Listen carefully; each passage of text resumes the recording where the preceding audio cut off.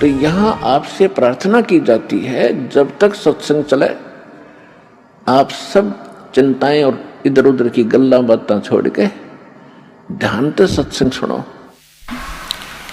अब पहले ये भक्त धर्मदास जी जो थे, ये श्री राम के कट्टर पुजारी थे, और श्री विष्णु जी, श्री कृष्ण जी। जैसे हम आम हिंदू दशा में ज्ञान था, हम सभी ऐसे ही पूजाएं करते थे। और जब परमात्मा के ज्ञान से परिचित हुए, तब वो कह रहे हैं कि परमात्मा हम तो भ्रमित थे, अब पता चला सच्चाई क्या थी। अब जैसे पुण्यात्माओं हम सुना करते थे कि समुद्र के ऊपर पुल श्री रामचंद्र जी ने बनवाया, ठीक है। फिर हम सुनते थे कि नल नील के हाथों में एक ऐसी करामात थी कि जो दिया था, इसलिए पत्थर तेरे थे।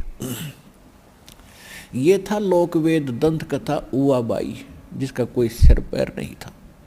वास्तविकता ये थी कि परमात्मा चारों युगों में आते हैं। कबीर परमेश्वर जी, सतयुग में सत सुकृत कह टेरा, त्रेता नाम मुनींदर मेरा, द्वापर में करुणा में कहाया, और कलियुग नाम कबीर धराया। तो दूसरे युग में, त्रेता युग में परमात्मा मुनिंदर नाम से आए थे, मुनिंदर ऋषि। और वो ऐसे शिक्षा दिया करते थे, ज्ञान सुनाते थे। कुछ श्रद्धालु उनकी दीक्षा लेकर जो दुखी आते थे परमात्मा के दरबार में। देखो, वैसे तो हम विज्ञानिक काल पकाए रखे हैं, घने विद्वान बना रखे हैं। किसी से आगे कोई चर्चा करके देख लो, आपको 20 वाणी सुना देगा कबीर साहिब की, और गीता के श्लोक सुना देगा, वेदों के मंत्र निरे सुना देगा, और क्या पता नहीं इनको। तो इसी प्रकार परमात्मा से बहस विवाद करने वाले बहुत गणे होया करते थे त्रेता में।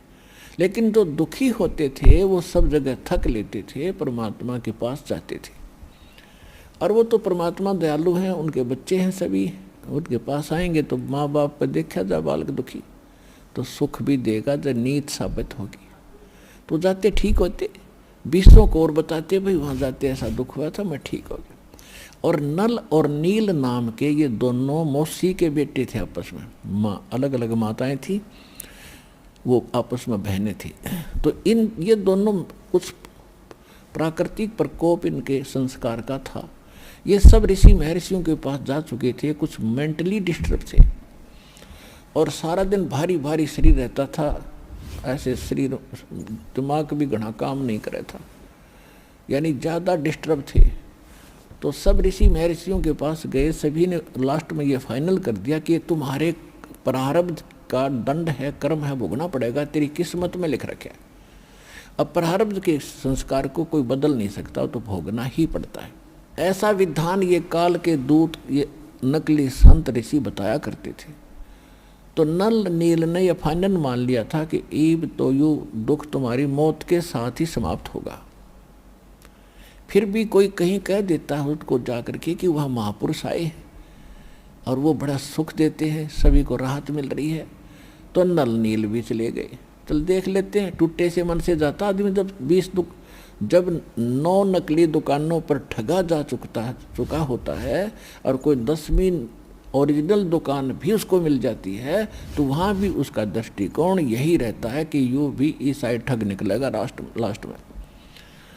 तो जिस कारण से ये काल ये ऐसा दुखी कर देता है कि ठीक ठिकाने जब पहुंचता है, पहले वो ठग चुका होता है, तो वहाँ उसका विश्वास नहीं बढ़ पाता। और जब तक विश्वास आपका नहीं होगा, इतना मालिक साथ नहीं देता, तो फिर उस परमात्मा में एक और रजा करते हैं दाता कि अपना विश्वास भी वो आप पे करवाते हैं। अब नल नील चले गए टूटे से मन पे, उस किसी भक्तों के कहने से, जो पहले दुखी थे ठीक हुए। अब जो ही वहाँ जाकर बैठे और सभी भक्त चरण छूकर अपने अपना स्थान ग्रहण करना चाह रहे थे, तो नल नील ने भी जाकर दोनों ने ऐसे ही चरण छुए, दोनों के सिर पे हाथ रखा भगवान ने, कबीर परमेश्वर ने। मुनिंदर जी ने। अब दोनों ऐसा हल्का महसूस कर रहे थे जैसे टनों वजन शरीर से हट गया हो और एकदम ठीक हो गए। तो उन्होंने वही चरण पकड़ लिए और खड़े होकर महिमा गान लागे, हे परमात्मा आप तो सचमुच मालिक आए हो। हम इतने दुखी थे, हमने सब जगह घूम लिया था, कभी आराम नहीं हुआ, और आपके आते ही हम स्वस्थ हो गए दाता। हे परमात्मा दया करो। परमात्मा ने कहा बेटा भक्ति करनी चाहिए, ये तो एक अस्थायी राहत दी है, अब भक्ति करोगे तो परमानेंट लाभ तो उससे मिल जाएगा। ने बोला जी नाम दे दो, पहले सत्संग सुन ले फिर नाम दूंगा। अब पहले तो वो विष्णु जी ब्रह्मा शिव जी के ऊपर आसक्त थे। जब मालिक ने वह सारी हिस्ट्री सुनाई, सृष्टि रचना सुनाई, अब दुखी आदमी जब सुखी हो गया, जब तक आदमी सुखी है ना तो उसके अंदर तभी तक ये बकवाद चलती है, ऐसा नहीं वैसा नहीं। हर जब खुद बीत गई ऐसी, फिर तन्ने कहा जी सारी सच्ची जो कह सब सत्य है। तो भगवान यही चाहता है कि इसको दुखी बेशक दुखी हो, इस ज्ञान ने सुने और नाम लें, वो सुखी होंगे फिर बार बार आएंगे। दुख दूर होगा तो उनको विश्वास होगा, फिर बार बार आएंगे तो वो ज्ञान भी सुनेंगे, और ज्ञान सुनेंगे तो आप पे बात बन जाएगी। तो नल नील ने फाइनल हो गया कि भी सचमुच उन रामकृष्ण के पुजारियां तमाम धक्के खाकर आ चुके थे, उनसे कोई लाभ बना मिला, मैं हरियाते ही सुख हो गया। तो सचमुच ये संत परम शक्ति के से जुड़े हैं, ये कोई और परमात्मा के पुजारी हैं। वो थे तो खुद मालिक ही, फिर भी हमारी बुद्धि जहाँ काम कर रही थी उतना ही पर्याप्त था। दोनों ने दीक्षा ले ली और सब जगह बतावें, आपस में बैठे बैठे गुण गावें। तो सत्संग में एक बात और ज्ञान दिया जाता है कि बेटा यहाँ अधिकतर बूढ़े बुजुर्ग बीमार आते हैं, ऐसा ही आते हैं, कोई लंगड़ा है कोई कैसा है। तो अपने भाई बहनों की तो ये भक्त हैं, ये भगवान के लिए आए हैं और इनकी सेवा करनी चाहिए, इनके बर्तन धोते कपड़े साफ करा जिसे बन सके तुमसे, तो इसका बड़ा पुण्य होगा। तो इस भाव से, क्योंकि जो दुखी आदमी है उन्हें सोचा है भगवान घनी कमाई कर लूँ, जितनी हो उतनी थोड़ी, तो वो दोनों जने ने यह पक्की कर ली कि अभी इंसान जितने भी यहाँ आते हैं सत्संग के अंदर भक्त जो ऐसा आए हैं, उनके कपड़े उनके बर्तन हम धोया करेंगे। तो उन्होंने पहले ऐसे 20, 30, 50 भक्त आया करते थे और वहाँ 2, 3, 4 दिन का सत्संग होता था तो वहीं रहते थे। तो वो क्या करते थे, उनके कपड़े उठा ले जाते, लो हम धोएंगे, उनके बर्तन भी उठा ले जाते। पहले ऐसे बर्तन मारते काशी कुशी के। तो वहाँ वो क्या करते, पहले साबुन सुबुन था नहीं, पहले कपड़ों को भिगोया जाता था कुछ समय जल में, फिर बाद में उनका बोगरे मागरे मार के उनका मैल छुड़ाया जाता था, अटक पटक मुक्के माके मार के। तो वो पहले जल में दरिया में वो कपड़े उनके भिगो देते थे और स्वयं बैठ के वृक्ष के नीचे भगवान से सुनी उस सत्संग में जो भी ज्ञान सुना तो उस पर चर्चा करते थे दोनों जने। घंटों बीत जाने के बाद उनको ध्यान आता था अरे कपड़े भी धोने हैं, फिर वो जैसे कपड़े धो धा के उठा लाते थे। तो उसमें उनको कुछ कपड़े उसमें दरिया में बह जाते थे। तो कारण क्या बना कि जो भक्त श्रद्धालु इतनी दूर से पहुँचे हैं उनके कपड़े मिले नहीं, तो वो कहते थे भाई हमारा कपड़ा ऐसा नहीं मिला, ये नहीं मिला, किसी का बर्तन नहीं मिला। तो कहने लगे हमें तो पता नहीं, हम तो सारे जितने ले गए थे उतने ले आए हैं। तो दूसरे भक्त और भी जाते थे सेवा करने, वो बताते हैं कि ये पता नहीं क्या बैठे बैठे बतलाते रहते एक वृक्ष के नीचे, इनको ध्यान नहीं रहता, वो बह जाते हैं पानी में। तो उन भक्तों ने जो बुजुर्ग थे उन्होंने कहा भाई इससे अच्छा तो आप हमारे ये दोहा ना करो, हमारे तो और नुकसान कर दिया। तो ये बात कहते कहते गुरु जी के पास पहुंच गई। अब उन्हें नलिनी ने सोचा कि अब तुम्हारी सेवा छूटेगी और तुम मर गए, फिर वो एक कर टूटेंगे, गुरु जी नाराज हो जाएंगे। तो महाराज जी ने कहा बुला के भाई बेटा क्या बात है, कपड़े ध्यान से धो के लाया करो। अखान जी घने ध्यान तो धोते हैं।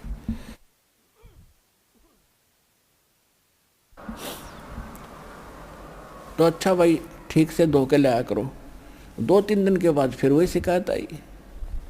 तब फिर परमात्मा ने कहा कि बेटा आपको बार बार कहा है ध्यान रखा करो।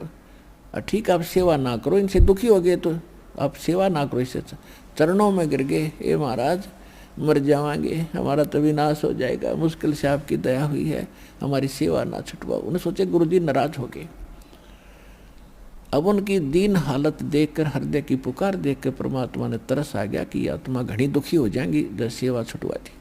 तो कहा बेटा चल ठीक है, आप करो सेवा, आप दोनों को मैंने वरदान दे दिया, आशीर्वाद दे दिया, तुम्हारे हाथ से कोई वस्तु पानी में डूबे नहीं गी। वो बड़े खुश हुए। उन्हें जा करके, जैसे मिट्टी के भी पत्थर होते थे उस समय, एक आधा काशी का होता था, तो उन्होंने जो का तो पानी में भर के काशी का बेला और जलपत रख दिया। वो यूं का यूं रखा रहा, नीचे लहरें चल रही हैं और वो यूं का यूं धरा। और भी तमाशा देख रहे हैं भगत, सचमुच गुरु जी का इसका आशीर्वाद हो गया इनको। तो पत्थर उठा कर रख दिया, पत्थर भी यूं का यूं वहीं स्थिर हो जाता था। और कपड़े जहाँ रख दिए वो हाथ ला के हिला देना, पत्थर यूं के यूं कपड़े रखे रहते थे। तो ये उनके अंदर उस परमात्मा ने इसलिए गुण दे दिया कि ये मानना नहीं और इनके कपड़े खराब होते हैं, ये भी दुखी और ये भी दुखी, तो दोनों को सुख दे दिया। वो समर्थ भगवान है, जो चाहे सो कर दे।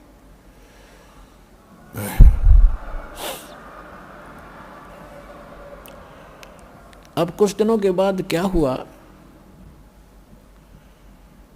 अब सत्संग समाप्त हो जाते थे, साल 6 महीने में कभी सत्संग होते थे। तो उधर से वो भक्तों को पता चला नल नील को कि ऐसे ऐसे एक रावण राजा है, उसने माता सीता को उठा लिया है, उसको छुड़ाने के लिए सभी साधु भक्त और इकट्ठे हो रहे हैं, चलो रावण को कूटेंगे पीटेंगे। तो भगत भी साथ चले गए वहाँ पर। अब वहाँ पहुँच गए समुद्र के उरली साइड में, और पुल बनाने की समस्या आ गई। तो समुद्र के अंदर घुटनों पानी में खड़ा होकर श्री रामचंद्र अर्थात विष्णु जी ने 3 दिन प्रार्थना की थी कि हे जल्दी, हे समुद्र राज, मुझे रास्ता दे दे, मैं बहुत दुखी हूँ, ये मेरे साथ बीत गया है, आप भी भक्त हो, आपने मुझे मेरी मदद करनी चाहिए। क्योंकि इन जल का देवता होता है वरुण, और वरुण के अंतर्गत फिर अन्य आगे और छोटे देवता होते हैं। ये इस प्रकार इन्होंने सभी जल स्रोतों को उनके अधीन कर रखा है।